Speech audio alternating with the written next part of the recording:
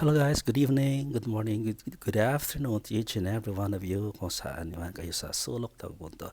This is John Ramses Johnson. Alright, for today's video, we're here at Nugra and I'm gonna tour you around this department store. Okay, Tagalog na lang tayo kasi para sa mga Pinoy ito na nandito, especially yung mga Pilipino or Ajinabi na mga nandito sa Hail City or siguro entire Saudi Arabia na lang. Since nandito ako sa Hail o yung mga Pinoy dyan na mahilig mag-package, ayan, may mga murang bilihan dito ng pampapackage nyo. Mga bago lang tong shop na ito, so I'm sure magugustuhan nyo yung mga items nila, yung mga products nila, mga bago pa. Ayun, so tulad ng may mga branded items din dito, tulad ng mga yung sa shampoo na Elvive, L'Oreal, kung sino mahilig dyan ng L'Oreal shampoo. Yung Elvive shampoo nila is dito is nasa kulang-kulang na 12 reals lang. Pero sa department store, parang sa Lulu, kuminsan 28 siya, 27, ganyan, 26.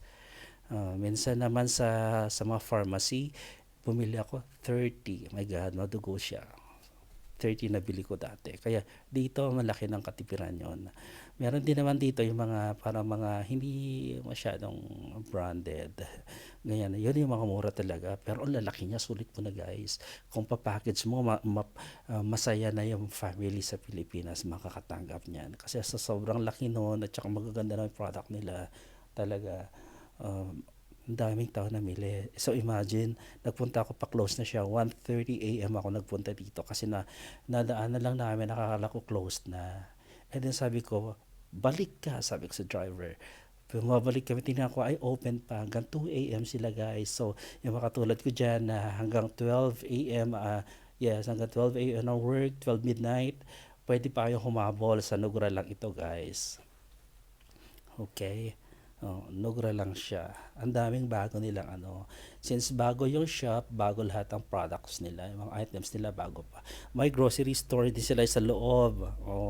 May mga canned goods, mga mura din siya, guys.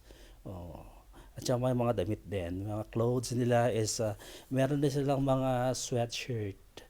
Murang-mura, 12 reals, ganyan. Nagkulang-kulang 12, 11 plus lang actually. Pero sabihin natin si 12 na lang, ganyan. Para wag na mahirap butal-butal, di ba?